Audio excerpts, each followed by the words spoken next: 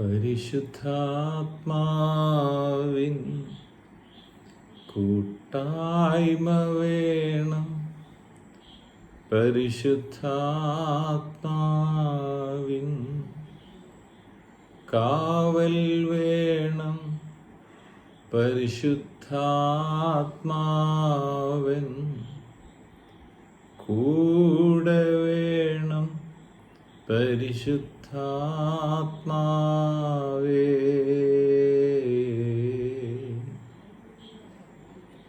എന്നിൽ വസിക്കും ശുദ്ധാത്മാവേ, എന്നെ നടത്തും ദിവ്യാത്മാവേ, എന്നോട് മിണ്ടും, എൻ കൂടെയിരിക്കും നല്ല സഖിയേ, നല്ല തുണയേ, പരിശുദ്ധാത്മാവേ.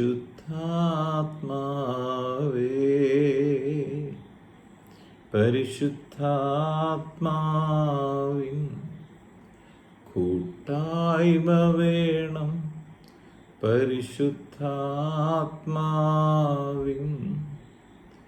കാവൽ വേണം. പരിശുദ്ധാത്മാവൻ കൂടെ വേണം. പരിശുദ്ധാത്മാവേ.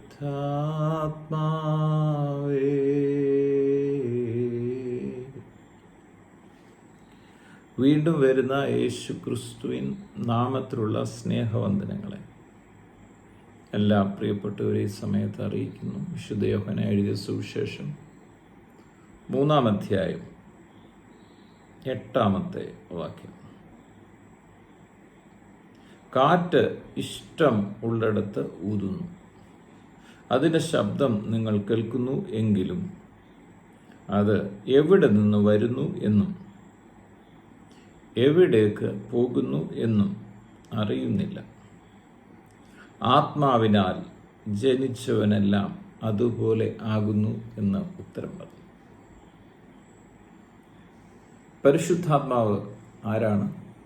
പരിശുദ്ധാത്മാവ് തൃത്വത്തിൽ മൂന്നാമനായ ദൈവമാണ്. പിതാവിനോടും പുത്രനോടും സമനാണ് പരിശുദ്ധാത്മാവ്.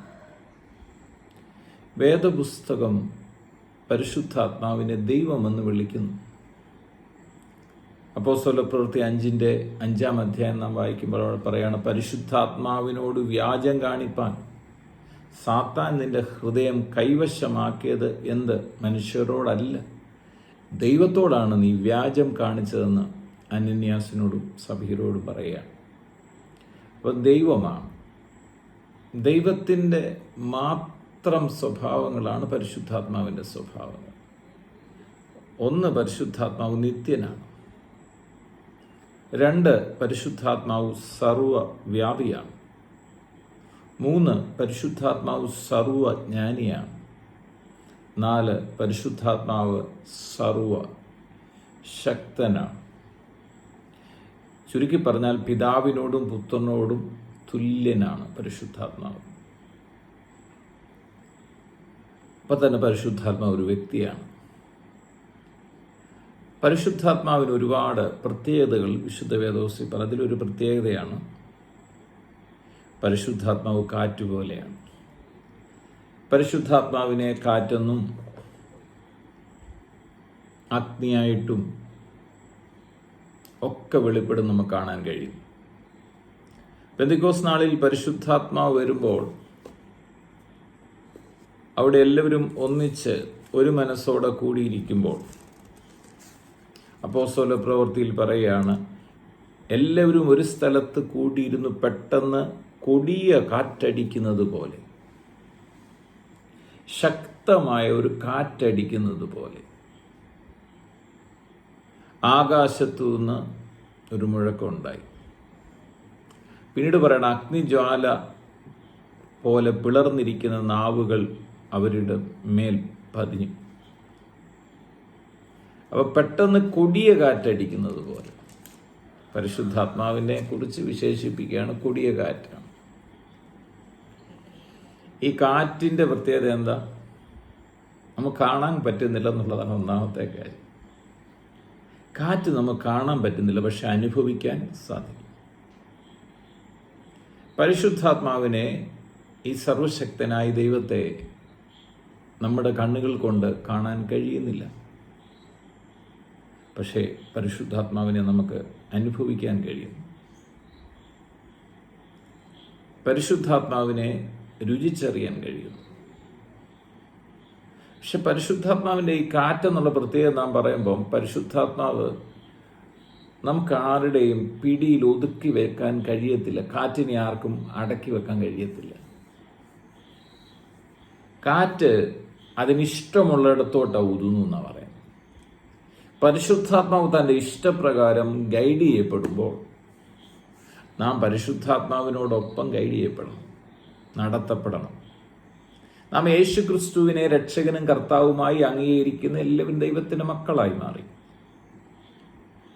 എന്നിട്ട് തുടർന്ന് ഗലാത്യർക്ക് എഴുതിയ ലേഖനത്തിൽ വരുമ്പോൾ ആ ഭാഗത്ത്, റോമർക്ക് എഴുതിയ ലേഖനത്തിലൊക്കെ പറയുന്നത്, ദൈവാത്മാവിനാൽ നടത്തപ്പെടുന്നവർ ദൈവത്തിൻ്റെ മക്കളാകുന്നു. ഗലാത്യർക്ക് എഴുതിയ ലേഖനം 5-ാം അധ്യായത്തിൽ പറയാം, ആത്മാവിനെ അനുസരിച്ച് നടപ്പീൻ, എന്നാൽ നിങ്ങൾ ജഡത്തിൻ്റെ മോഹം നിവർത്തിക്കത്തില്ല. ഒരു ദൈവ പൈതൽ പരിശുദ്ധാത്മാവിനെ അനുസരിപ്പിക്കാൻ ശ്രമിക്കുന്ന ആളല്ല. ഒരു ദൈവ പൈതൽ ദൈവത്തിൻ്റെ ഹിതം അറിഞ്ഞ് അതിനോടൊപ്പം സഞ്ചരിക്കുന്നതാണ് ദൈവത്തിൻ്റെ പൈതൽ, വളർച്ചയെത്തിയ ദൈവ പൈതൽ. ആദ്യകാലങ്ങളിൽ നമ്മൾ ഓരോ കാര്യങ്ങളൊക്കെ നമ്മൾ യേശുവിൻ്റെ നാമത്തിൽ അങ്ങനെ ഇങ്ങനെ എന്നൊക്കെ പറയുമ്പോഴും ഒരു വളർച്ചയെത്തുമ്പം നമുക്ക് മനസ്സിലായി വരുന്നു, ഇത് സകലതും എൻ്റെ ജീവിതത്തിൽ നടക്കുന്ന A to Z കാര്യം ദൈവഹിതപ്രകാരമാണ്. നിങ്ങൾ യേശുവിനെ സ്വീകരിച്ച മാത്രയിൽ നിങ്ങൾ ഈ ഇന്ത്യ മഹാരാജ്യത്ത് ജനിച്ചതുപോലെ തന്നെ, ഇവിടെ ഒരു പൗരനായി തീർന്നതുപോലെ തന്നെ, നിങ്ങൾ യേശു ക്രിസ്തുവിനെ രക്ഷകനും കർത്താവുമായി അംഗീകരിച്ച് പാപമോചനം പ്രാപിക്കുമ്പോൾ നിങ്ങൾ ദൈവരാജ്യത്തിലെ അംഗമായി മാറുകയാണ്. ഞാനും നിങ്ങളും ദൈവരാജ്യത്തിൻ്റെ കീഴിലാണ് പിന്നെ യാത്ര ചെയ്യുന്നത്. പക്ഷെ ഇത് കാണാൻ കഴിയുന്നില്ല. പരിശുദ്ധാത്മാവിനെ കാറ്റെന്നതുപോലെ പരിശുദ്ധാത്മാവിനെ കാണാൻ കഴിയുന്നില്ല, പക്ഷെ അനുഭവിക്കാൻ കഴിയുന്നു. നമ്മൾ ഈ രാജ്യത്തെ നമുക്ക് കാണാൻ പറ്റുന്നു, പക്ഷെ നമ്മൾ യേശുവിനെ സ്വീകരിച്ചപ്പോൾ നമ്മളായി തീർന്ന ദൈവരാജ്യത്തെ നമ്മുടെ നഗ്ന നേത്രങ്ങൾ കൊണ്ട് കാണാൻ കഴിയുന്നില്ല. പക്ഷെ നാം ഈ കാണുന്ന രാജ്യത്തെക്കാൾ യാഥാർത്ഥ്യമാണ് ദൈവരാജ്യം. പരിശുദ്ധാത്മാവിനെ നമുക്ക് കാണാൻ കഴിയുന്നില്ല, പക്ഷെ പരിശുദ്ധാത്മാവ് നമ്മുടെ നടുവിലുണ്ട്. പരിശുദ്ധാത്മാവ് നമ്മോട് കൂടെയുണ്ട്. അല്ലേ? യേശു കർത്താവ് പറഞ്ഞു, ഞാൻ പിതാവിൻ്റെ അടുത്തു പോകും, ഞാൻ നിങ്ങളെ ഒരിക്കലും അനാഥരായി വിടത്തില്ല. പരിശുദ്ധാത്മാവെന്നൊരു കാര്യസ്ഥൻ എന്നേക്കും നിങ്ങളോട് കൂടെ ഇരുന്ന് നിങ്ങളെ സകല സത്യത്തിലും വഴി നടത്തും. പലപ്പോഴും നമ്മുടെ പ്രാർത്ഥനാ വിഷയങ്ങൾ ദൈവത്തെ നമ്മുടെ പ്രാർത്ഥിച്ച് നമ്മൾ ചേഞ്ച് ചെയ്യാനാണ് ശ്രമിക്കുന്നത്. പക്ഷെ വഴി നടത്തേണ്ടത് പരിശുദ്ധാത്മാവാണ്. അപ്പം പരിശുദ്ധാത്മാവിൻ്റെ ഇഷ്ടം അനുസരിച്ചാണ്, പരിശുദ്ധാത്മാവെ അവിടുത്തെ ഹിതം എന്താണ് എന്നെക്കുറിച്ചുള്ളതെന്ന് മനസ്സിലാക്കി ജീവിക്കുന്നതാണ് എളുപ്പം. അതാണ് ഏറ്റവും ദൈവഹിതപ്രകാരമുള്ള ജീവിതം. അപ്പം അതുകൊണ്ട് പരിശുദ്ധാത്മാവിനെ ഒരു ബോക്സിലാക്കി വെച്ചേക്കാനോ നമ്മുടെ ഒരു സിറ്റുവേഷനിൽ അടച്ചു വെക്കാൻ കഴിയുന്നല്ല. പരിശുദ്ധാത്മാവ് കാറ്റ് പോലെയാണ്. പരിശുദ്ധാത്മാവിനൊരു ഇഷ്ടമുണ്ട്. പരിശുദ്ധാത്മാവിന് നമ്മളെക്കുറിച്ചുള്ള ഇഷ്ടം എന്താണ്? നാം യേശുവിനെ അത്രയും യേശുവിനെ സ്നേഹിക്കണമെന്നും യേശുവിൻ്റെ മക്കളായി ജീവിക്കണമെന്നും യേശുവിനെ ഉയർത്തണമെന്നും ഒരു ദൈവ പൈതലിൻ്റെ സാക്ഷ്യമുള്ളവരായി ഭൂമി ജീവിക്കണമെന്നും സകല സത്യത്തിലും വഴി നടത്തപ്പെടുന്നവരായി നമ്മൾ തീരണമെന്നും പരിശുദ്ധാത്മാവ് നമ്മളെക്കുറിച്ച് ആഗ്രഹിക്കുന്നു. അതുകൊണ്ട് ഇവിടെ പറയാണ്, കാറ്റ് ഇഷ്ടമുള്ളിടത്ത് തോന്നും. ഈ കാറ്റ് പരിശുദ്ധാത്മാവ് ഇഷ്ടമുള്ളിടത്താവുന്നു. അതിനെ നമ്മൾ നിയന്ത്രിക്കാൻ പോകരുത്. പക്ഷെ പരിശുദ്ധാത്മാവിൻ്റെ ആ വീശുന്ന അനുസരിച്ച്, പരിശുദ്ധാത്മാവിൻ്റെ ഹിതത്തിനനുസരിച്ച് എന്നെയും നിങ്ങളെയും ഏൽപ്പിച്ചു കൊടുക്കുമ്പോൾ പറയാം, എവിടെ നിന്ന് വരുന്നു എന്ന് എവിടേക്ക് പോകുന്നു എന്നും അറിയുന്നില്ല. പിന്നെ കാറ്റിൻ്റെ പ്രത്യേകത എന്താ? നമ്മൾ ഉയരത്തിലേക്ക് കൊണ്ടുവരും. ഒരു താഴ്ച ലൈഫിലല്ല പരിശുദ്ധാത്മ നമ്മളെ ഗൈഡ് ചെയ്യാൻ പോകുന്നത്. നിങ്ങളെ ദിനം തോറും വിശുദ്ധിയിലും അനുഗ്രഹത്തിലും ഉയർന്ന ഒരു തലത്തിലേക്ക്, രോഗസൗഖ്യത്തിലും ഉയർന്ന ഒരു തലത്തിലേക്ക് പരിശുദ്ധാത്മാവിൻ്റെ കാറ്റ് നമ്മളെ കൊണ്ടുപോകും. ഇവിടെ പറയണ്ട എവിടെ നിന്ന് വരുന്നു എന്നും എവിടേക്ക് പോകുന്നു എന്ന്. അതുപോലെ ദൈവമക്കളും നിൽക്കുന്ന നിപ്പിലാണ് അനുഗ്രഹിക്കപ്പെടുന്നു, നിൽക്കുന്ന നിപ്പിലാണ് രൂപാന്തരപ്പെടുന്നു. യെസ്, പരിശുദ്ധാത്മാവിനാൽ ഞാനും നിങ്ങളും ഗൈഡ് ചെയ്യപ്പെടണം. എന്നിട്ട് പറയണം, ആത്മാവിനാൽ ജനിച്ചവനെല്ലാം അതുപോലെയാകും. കാറ്റ് എങ്ങനെ വന്ന് എങ്ങനെ അനുഗ്രഹിക്കപ്പെടുന്നു അറിയാൻ വയ്യാത്ത പോലെ. ശബ്ദം കേൾക്കുന്നുവെങ്കിൽ നമുക്ക് കേൾക്കാൻ പറ്റുന്നുണ്ട് ഈ കാറ്റിൻ്റെ ശബ്ദം. പക്ഷെ എവിടുന്ന വന്നു എങ്ങോട്ടാണ് പോകുന്നു അറിയത്തില്ല എന്ന് പറയുന്ന പോലെ ഇന്ന് ഈ വചനം കേട്ടുകൊണ്ടിരിക്കുമ്പോൾ നിങ്ങൾ ദൈവവേദനയിലാണെങ്കിൽ പരിശുദ്ധാത്മാവിൻ്റെ ഹിതത്തിന് ഏൽപ്പിച്ചു കൊടുക്കാൻ കഴിയും. ആ ബലമുള്ള കൈക്ക് ഈ ദിവസം താണിരിക്കാൻ നിങ്ങളെയും കർത്താവ് ഫിലിപ്പോസിനെ എടുത്തുകൊണ്ട് പോലെടുത്തു. നിങ്ങളുടെ തലമുറകളെ എടുക്കും, നിങ്ങളെ അനുഗ്രഹിക്കും. പ്രാർത്ഥിക്കാം. പിതാവെ, പ്രാർത്ഥിക്കുന്നു യേശു ക്രിസ്തുവിൻ നാമത്തിൽ ഇന്ന് ഈ വചനം കേൾക്കുന്ന ഓരോ പ്രിയപ്പെട്ടവരെയും പരിശുദ്ധാത്മാവിൻ്റെ ഹിതപ്രകാരം ഗൈഡ് ചെയ്യുന്നതിനായി ഏൽപ്പിച്ചിരുന്നു.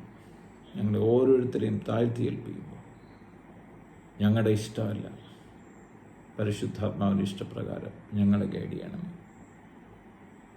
അതാണല്ലോ ഞങ്ങളുടെ ജീവിതത്തിലെ അനുഗ്രഹം, ഉയർച്ച.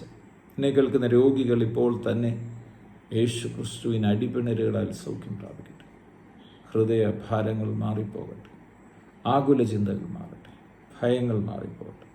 കർത്താവായ യേശു ക്രിസ്തുവിൻ്റെ മഹത്വം ഓരോ വ്യക്തി ജീവിതങ്ങളും വ്യാപരിക്കട്ടെ. പ്രാർത്ഥിച്ച് അനുഗ്രഹിക്കുന്നു.